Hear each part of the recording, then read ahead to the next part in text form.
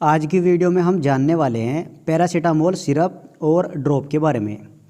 Guys, सभी को पता है पैरासीटामोल सिरप और ड्रॉप बच्चों में फ़ीवर होने पर यूज़ किए जाते हैं। लेकिन ये कब यूज़ किए जाते हैं, इनकी डोज क्या होती है, ये सबसे इम्पोर्टेंट होता है। तो आज हम आपको पैरासीटामोल सिरप और पैरासीटामोल ड्रॉप के बारे में अच्छे से बताने वाले हैं। तो इसमें सबसे इम्पोर्टेंट ये होता है कि हमें कौन सा सिरप कितने ml देना है, ये हमें अच्छे से पता होना चाहिए। तो चलिए आज हम पैरासीटामोल सिरप और डोज के बारे में अच्छे से जान लेते हैं। और अगर आपको ये वीडियो अच्छी लगती है तो आप हमारे चैनल को भी सब्सक्राइब कर सकते हैं। तो चलिए बिना किसी देरी के वीडियो स्टार्ट कर लेते हैं। गाइस, पैरासीटामोल सिरप को सभी को पता है फ़ीवर को कम करने के लिए यूज़ किया जाता है। अब जो नॉर्मल फ़ीवर होता है वो 98.6 तक होता है। यहाँ तक नॉर्मल फ़ीवर होता है। अगर इससे ऊपर हो जाता है लाइक 99 या फिर 100 या 101, 102, 103, इस तरह से अगर 98.6 से ऊपर हो जाता है तो यानी बच्चे को फ़ीवर हो गया है। तो ऐसी कंडीशन में पैरासीटामोल सिरप को यूज़ किया जाता है।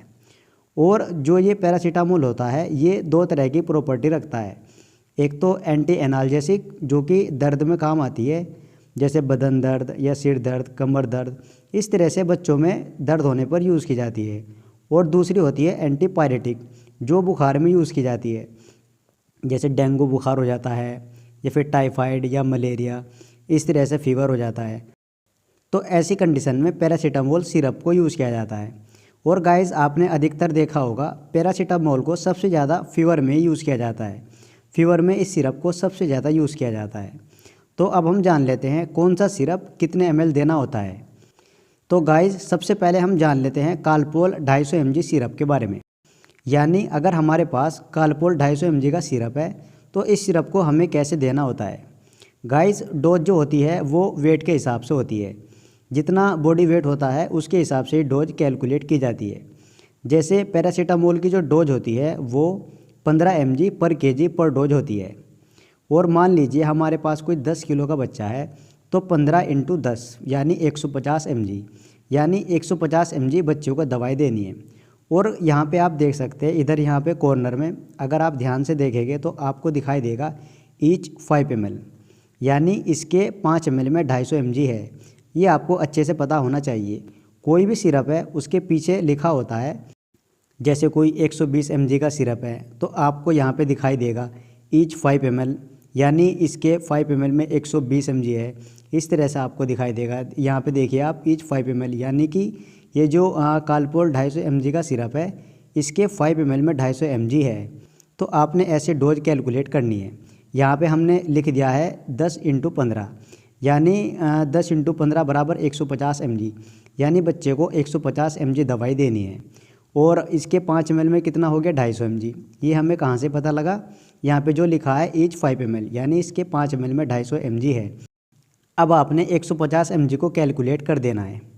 अगर आप जब इसे कैलकुलेट करेंगे, जैसे आप इजी तरीके से भी कर सकते हैं, जैसे 250 mg का ये सिरप हो गया तो 1 ml में 50 mg और 2 ml में 100 mg और 3 ml में 150 mg, यानी हम बच्चे को 3 ml सिरप दे सकते हैं। सुबह शाम दे सकते हैं, या फिर TDS 3 बार दे सकते हैं, या फिर ज़्यादा फीवर होने पर 4 बार भी दे सकते हैं, यानी SOS हर 6 घंटे बाद आप इसको दे सकते हैं। तो इस तरह से कोई भी डोज कैलकुलेट की जाती है। अब मैं आपको एक एग्जांपल के तौर पे और बताता हूँ। मान लीजिए यहाँ पे 120 mg वाला सिरप है कालपोल, और इसके 5 ml में कितना है 120 mg। यहाँ पे लिखा है ईच 5 ml, यानी इसके 5 ml में 120 mg है। तो डोज मैंने अभी आपको बताई 15 mg पर kg पर डोज। तो अगर हमारे पास 10 किलो का बच्चा है और डोज मैंने आपको बताई 15 mg, यानी 10 × 15 बराबर 150 mg, यानी बच्चे को फिर से 150 mg दवाई देनी है।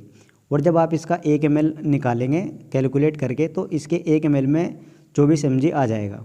तो 5 ml में हो गया 120 mg, और 1 ml जब और बढ़ाएंगे तो फिर हो गया 148 mg, यानी 6 ml आपकी डोज बैठ जाएगी। क्यों, 5 ml में 120 mg और जब 1 ml आप और ऐड करेंगे तो 148 mg हो जाएगा। 2 mg कम है, 1-2 mg से कोई फ़र्क नहीं पड़ता है। तो 6 ml बच्चों को दवाई देनी है, दिन में 2 बार, 3 बार या 4 बार, इस तरह से आपने दवाई देनी है। तो गाइस, ऐसे जो है डोज कैलकुलेट की जाती है। अब मैं आपको ड्रॉप के बारे में भी बता देता हूँ। ड्रॉप के बारे में भी जो है बहुत ज़्यादा कन्फ्यूजन रहता है। गाइस एक बात को आपने अच्छे से याद रखना है, सिरप का 5 ml और ड्रॉप का 1 ml बराबर होता है। अक्सर ड्रॉप में बहुत से लोग जो है गड़बड़ करते हैं, तो ये बात आपने याद रखनी है। सिरप का 5 ml और ड्रॉप का 1 ml बराबर होता है। वो इसलिए उसके 5 ml में 120 या 150 mg की दवाई थी, इसके 1 ml में 100 mg की दवाई है, तो हो गया ना 5 ml और 1 ml बराबर।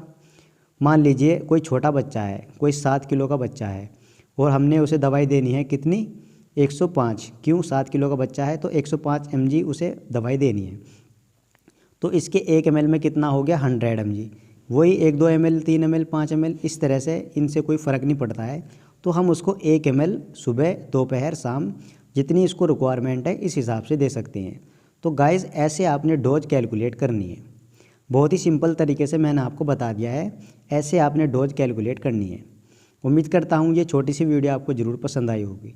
इसी तरह की वीडियो देखने के लिए आप हमारे चैनल को भी सब्सक्राइब कर सकते हैं।